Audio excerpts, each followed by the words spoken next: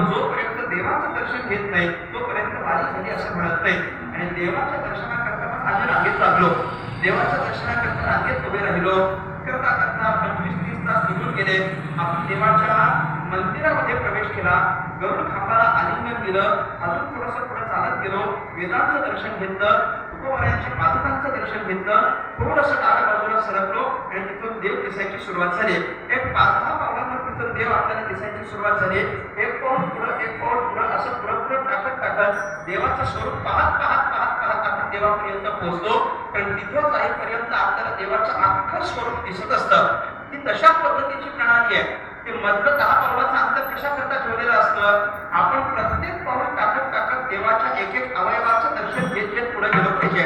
मग आपण देवाचं मुकुट पाहायचं, देवाचं श्रीमुख पाहायचं, देवाची कुंडल पाहिजे, देवाचे वस्त्र पाहिजे, देवाची मेघला पहा, देवाचा पितांबर पहा, कमरेवरचे हात पहा. असं एक करत आपण पुढे जायचं. तिथं जाईपर्यंत आपल्याला देवाचं सगळं रूप दिसत असतं. फक्त काय दिसत नाही सांगा, काय दिसत नाही? चरण तेवढे दिसत नाही. आपलं काम काय असतं? आपण एक पाऊल पुढे टाकत देवापर्यंत जायचं.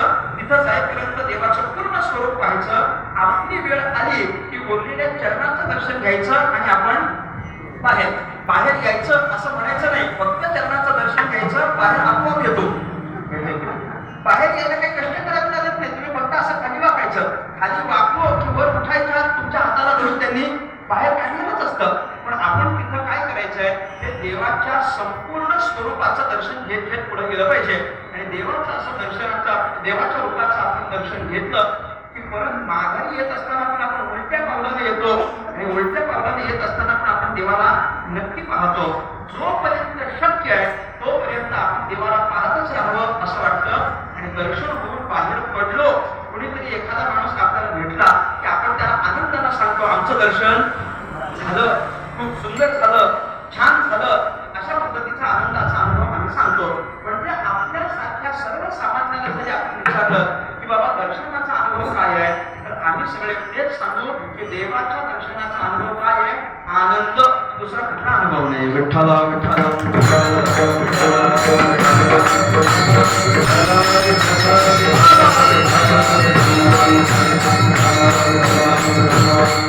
देवाच्या दर्शनाचा एकच अनुभव असतो, तो म्हणजे आनंद आहे. आणि देवाच्या दर्शनाचा अनुभव हा सगळ्यांनी आपापल्या परीने व्यक्त केला. प्रत्येक जण आपापल्या परीने देवाच्या स्वरूपाचं, देवाच्या श्रीमुखाचं दर्शन झाल्यानंतर त्याचा आनंद व्यक्त करताना आपल्याला पाहायला मिळेल. अगदी तुम्ही सगळ्यांना विचारा, ज्ञानोदयांच्या पासून सुरुवात करा आणि सगळ्या संतांना विचारा.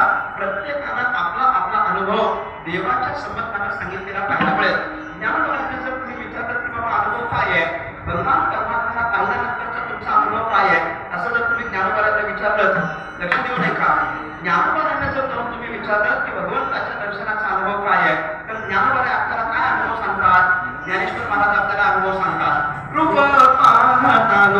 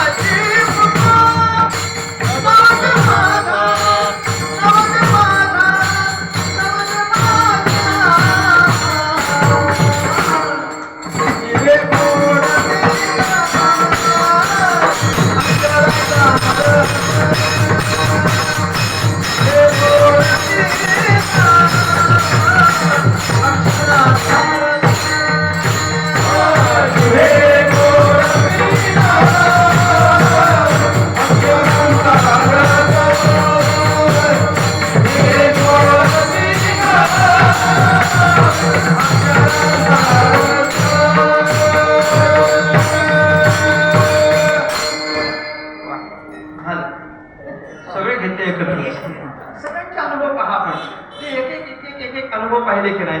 ज्ञानेश्वर महाराजांना विचारलं की देवाच्या दर्शनाचा तुमचा अनुभव काय. ज्ञानोबा म्हणतात रूप पाहता लोचली सुख झाले व साजणी. सुख झाले व साजणी हा ज्ञानेश्वर महाराजांचा देवाच्या रूपाला पाहण्याचा म्हणजे दर्शनाचा अनुभव आहे. ज्ञानोबरायांचा दर्शनाचा अनुभव सुखाचा आहे. तुम्ही नाथ महाराजांना विचाराल तर एकनाथ महाराज म्हणतात पाहता समचरणाची शोभा अवघा जगी विठ्ठल उभा किंवा कैसी समचरणाची शोभा अवघा जगी विठ्ठल उभा. आणि पुढं त्याचा परिणाम सांगत असताना एकनाथ महाराज म्हणतात हे आम्ही पाहिलं देवाचं रूप आम्ही पाहिलं आणि रूप पाहिल्यानंतर आम्हाला अनुभव काय आहे. विठ्ठले लाविलेले पिसे किंवा विठ्ठले लाविलेले पिसे. आपल्याला सगळं चालतं बघा. येणे विठ्ठले लाविले पिसे येणे विठ्ठले लाविले पिसे असेल किंवा विठ्ठले लाविलेले पिसे म्हणजे काय. त्या देवाच्या रूपाला पाहिलं आणि त्याचा आम्हाला वेळ लागलं. हा त्याच्या दर्शनाचा अनुभव नाथ महाराजांनी सांगितलाय. तुकाराम महाराजांना विचारलं तर तुकोबाला म्हणतात पाहता श्रीमुख सुखावले सुख डोळ्याची भूक न बसेल माझ्या जीवे थोडं 3 अक्षरांचा सांगतो दयाशक्तीचे पुढे भगवान परमात्म्याला पाहण्याचा सुखाचा अनुभव तुकाराम महाराज सांगतात. इतकंच नाही सगळ्यांच्या वतीचं सांगायचं झालं तर तुका म्हणे माझे हेची सर्व सुख पाहिले श्रीमुख आवडीने. भगवान परमात्म्याच्या श्रीमुखाचा भगवंताच्या रूपाचा सगळ्यांनाच अनुभव आहे तो चांगलाच आहे. विठ्ठला विठ्ठला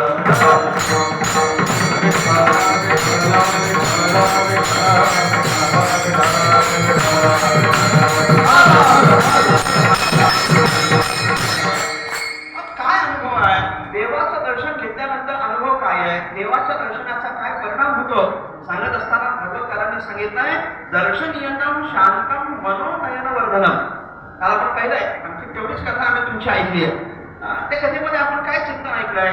कपिल भगवानांनी आपल्या मातोश्रींना जो अष्टांग योगाचा विधी सांगितलाय तो अष्टांग योगाचा विधी सांगत असताना अष्टांग योगाचा सगळा विधी सांगून झाल्यानंतर जेव्हा आपलं अंतःकरण शांत होईल अंतःकरण स्थिर होईल स्थिर झालेल्या अंतःकरणाच्या नंतर आपले दोन्ही डोळे आणि डोळ्यातली दृष्टी नाकाच्या शेंड्यावर स्थिर करायची आणि डोळ्याची दृष्टी नाकाच्या शेंड्यावर स्थिर केल्यानंतर आपण काय करायचं देवाच्या दर्शनाचं चिंतन करायचं. कारण ते दर्शन कसं आहे. म्हणून कपिल देवांनी आपल्या मातोश्रींना सांगितलंय दर्शनीयतम शांतम मनोनयन वर्धनम. भगवान परमात्म्याचं दर्शन हे शांतता प्रदान करणार आहे आणि मन आणि डोळे यांचा आनंद वृद्धिंगत करणारा असा आहे. समान समान समान हे जे वाक्य आहे की नाही समान हा जो श्लोक आहे की नाही हा ध्रुवाच्या पण कथेमध्ये आलेला आहे. महर्षी नारदांनी ध्रुवाला सांगत असताना पण हेच सांगितलंय की तुम्ही जेव्हा जाऊन मधुवनामध्ये तपश्चर्येला बसाल तेव्हा तपश्चर्येला बसल्यानंतर आपले डोळे बंद करून तुम्ही देवाच्या रूपाचं चिंतन करा. कारण देवाचं रूप असंच आहे की दर्शनीयतम शांतम मनोनयन वर्धनम. अशाच पद्धतीचं सारखा अनुभव कपिल देवांनी मातोश्रींना सांगावा आणि तिकडे नारदांनी ध्रुवाला सांगावा. म्हणजे भागवतातला देवाच्या रूपाचा अनुभव पाहिला तो आनंदाचाच आहे. ज्ञानोबरायांचा पहा आनंदाचाच आहे. तुकोबारायांचा पहा आनंदाचाच आहे. एकनाथ महाराजांचा पहा आनंदाचाच आहे. तुम्ही सगळ्या संतांना सगळ्या हरिभक्तांना सगळ्या महानुभावांना विचारा प्रत्येकाने आपापल्या दर्शनाचा अनुभव हा आनंदाचा सांगितलेला आहे. म्हणजे थोडक्यात माझं पहिलं वाक्य हेच होतं की देवाचं दर्शन आणि आनंद हे समीकरण आहे.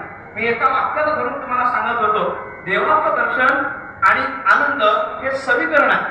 देवाचं दर्शन आणि आनंद हे समीकरण आहे.